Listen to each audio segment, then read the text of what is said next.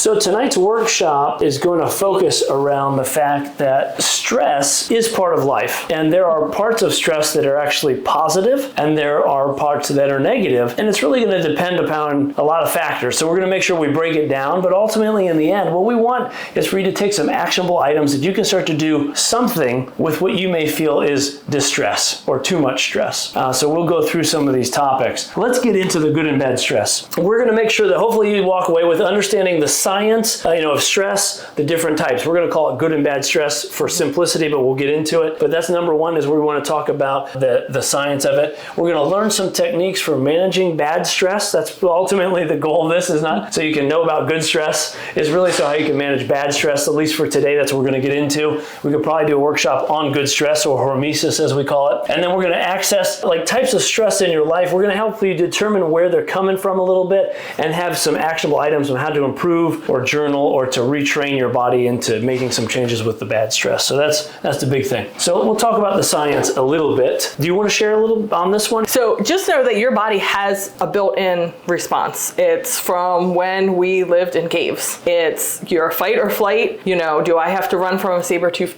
tiger? We don't have that anymore, luckily, because I don't think this age I could outrun a saber-toothed tiger. I would be dead. But your body still reacts that way. And it still releases the chemicals. It still increases your heart rate and your lung capacity. And then your blood sugar goes up because your body knows that it needs to do something in reaction. Maybe somebody on the highway cut us off and it made us mad. Well, your body still reacts in the same way. A little bit of an overreaction, I would say, but it still releases the same chemicals in your body. So that's basically what happens. You feel threatened, your safety's threatened, but stress really is just hormones being released in your body. It can be because of good things. You get married or you have a baby. There's things you're looking forward to. So stress can come in good forms too, and it still has the same physical effects in your body. Bad stress, when it's chronic, can then start deteriorating things, which I think we're going to get into a little bit. It has to do with the chronicity and the length of time that you're under those stressors ultimately. Right. So there's some perceived threat or challenge. Maybe a conversation you're going to have that's not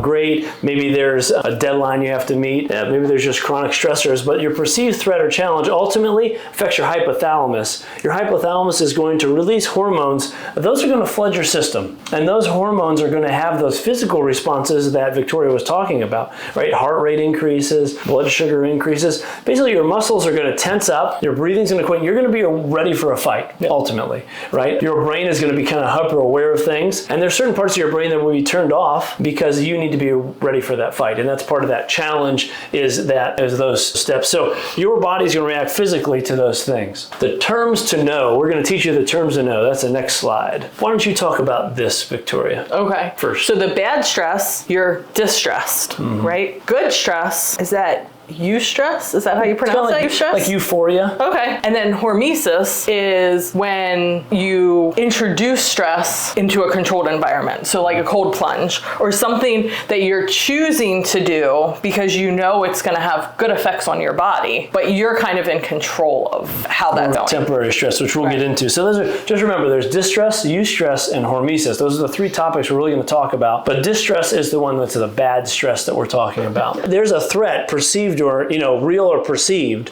but ultimately that threat is still going to create that physical, we go back to the one slide, still going to create that physical reaction in our bodies. Yep. Perceived or not. So distress causes a physical reaction in our bodies. So what causes, this distress? An awkward conversation, an upcoming event that you're nervous about. But when you're in the distress, thinking in a logical way and doing the things we need to do sometimes becomes very challenging. So what can cause it? A lot of different things, but the biggest challenge with it, on the next slide we kind of see this, is that it's going to drain us because of that overwhelm and the lack of control we have. When we feel anxious, when we feel stuck, when we feel out of control, these are the things that you're going to feel when you're in distress. There's no control. And most people, I think Victoria, she is good at this, love control. Why is control such a big thing for you? Well, why can't I control everything? I mean... You can. You do a really good job. The world would just be so much better if it just listened to me. But then that causes me stress. That increases my heart rate. rate, that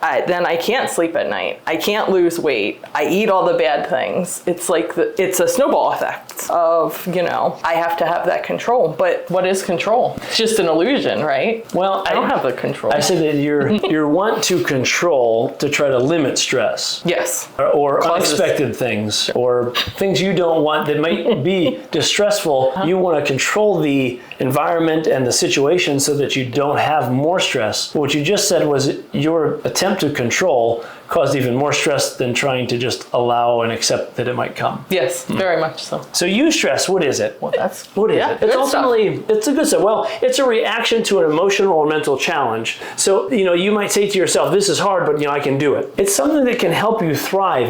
Our bodies need to be challenged. If I didn't run hard every so often, my lungs would never have the capacity to bring in oxygen. If I tried to just avoid all discomfort, we would never grow. We would not be able to handle even small stressors. It's learning a new skill can be one of those things. Traveling somewhere new. Not being used to the environment. Speaking up for yourself, that can be eustress.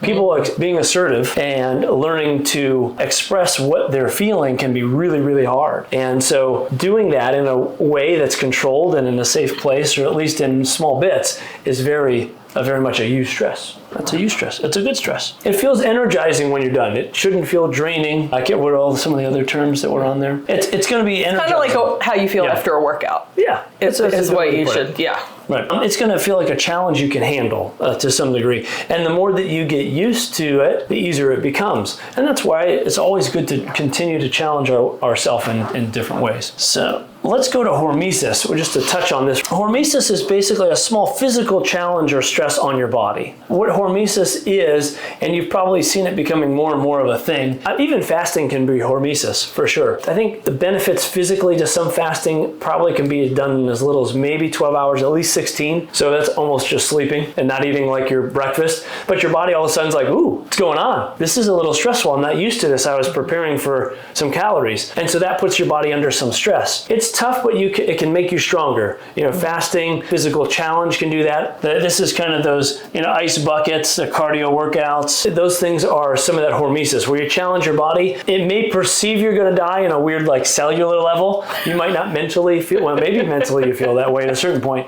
but your body prepares for that, which actually strengthens your mitochondria, which are the powerhouse of energy in your body. So there is good stressors out there, but it's in a controlled way. That's one way to say that. But what causes it? Again, altitude training, hot yoga, cold showers, cardio, things like that. Strength training, lifting stuff that's heavy, challenging your body, it will fatigue it out. It's going to feel more mild and manageable. And it's going to feel some discomfort, but you can manage it. It should be somewhat exhilarating, but not completely off the rails. And that's a good thing to understand. You're going to feel an alertness afterward. You definitely will increase circulation to your body. Too much stress for too long equals burnout. So basically, if you are distressed and your body's producing continually chemicals and hormones that are causing your body to be challenged, the last thing you may want to do is to challenge it more in a physical way or a more, a social way.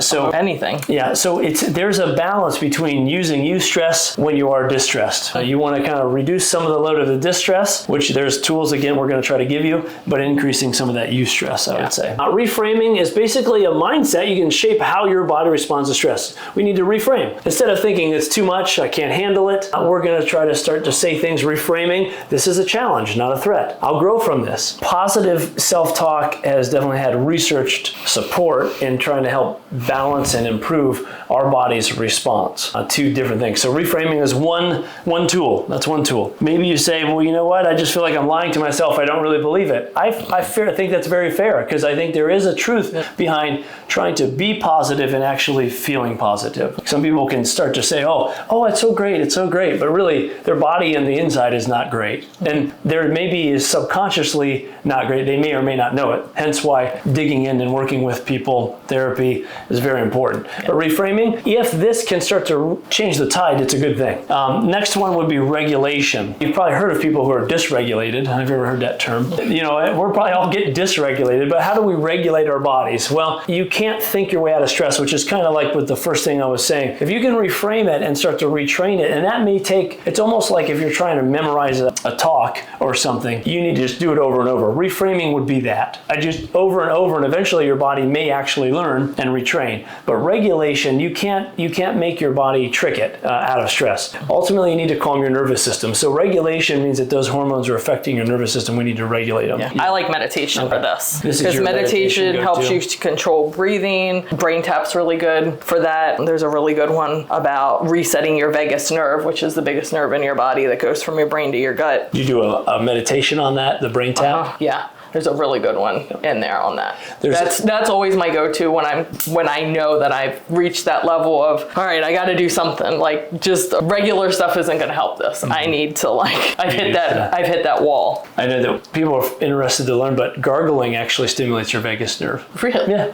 I didn't know. Deep laughing too, but we'll get to the humming. Yes. Humming. That's why the I love to hum. and just okay. that's all stimulating the vagus nerve. There you go. So I just Learn like to something gargle. new. It's fun. But those are some of the tools for regulation. How do we reset your nervous system? It's one of the best ways to get adjusted. There's nothing that probably can reset your nervous system as quickly and as aggressively as adjustment, because your nervous system is being rebooted right then. So bad stress often does feel like, everything needs to happen right now. Good stress is going to feel more like it's hard, but I have a plan. I got a plan. This is how we're going to do this. Then we're going to go to this. How do we prioritize what we're doing? So breaking a task into small steps, very important. Setting a timer. This was a method I heard was called the Pomodoro method because of the tomato. It's called a Pomodoro tomato. Yeah. And those tomatoes usually had that little timer on them for on your stove. So this guy called it the Pomodoro method, but basically just means, hey, I'm going to give myself X amount of time to do this task, and when that timer goes off, I'm going to do another task. I'm moving on. So like in my office, if I train other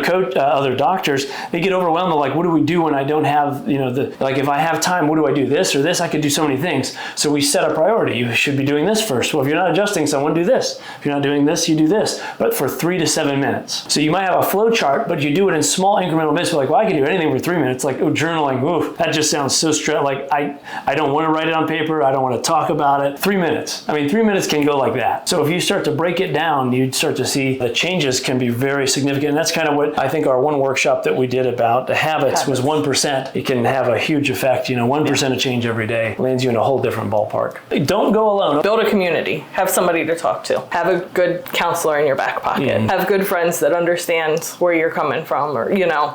I've always had the dream to kind of have groups that create themselves within our office. And right now, the closest we have that's already here is a book club that Victoria runs. That's the closest we have right now. But I would say that it's a great place just to get together and talk about this. Sometimes we talk about the book, and sometimes we talk about other things. That's true. Yeah. That's true. And the last thing, laughter. Laughter and hugs. Physical. Our physical bodies can affect us mentally. Our mental faculties can affect us physically. Just remember, it goes both directions. Last thing I think is that look for growth. Look for growth. Yeah. Look for growth. That looking for growth is so important because, it just say, what's my body trying to tell me? What could this teach me? Our bodies are always trying to up level, to improve, to grow. Even though we feel like we're maybe in a downward spiral, our bodies and our life is trying to teach us things. So look for that growth. Just remember that growth is natural. Not growing is unnatural. Growth is always natural. These are the quick little recap of those things. Eustress is a challenge. Distress is a threat. Eustress is short term. Distress is prolonged. It's long chronic. Focused energy it takes for this eustress, where the fight or flight or freeze response is what's happening with your distress, meaning your body is physically going through some aggressive responses. The outcome? Well, it can be burnout and exhaustion if you're distressed. Eustress actually gives you growth and resilience. This slide, the next slide, I want you guys to just take a picture of or a screenshot and kind of look through this and say, where are the stressors in my life that are the most significant? Because based on those, there could be some tools, and that's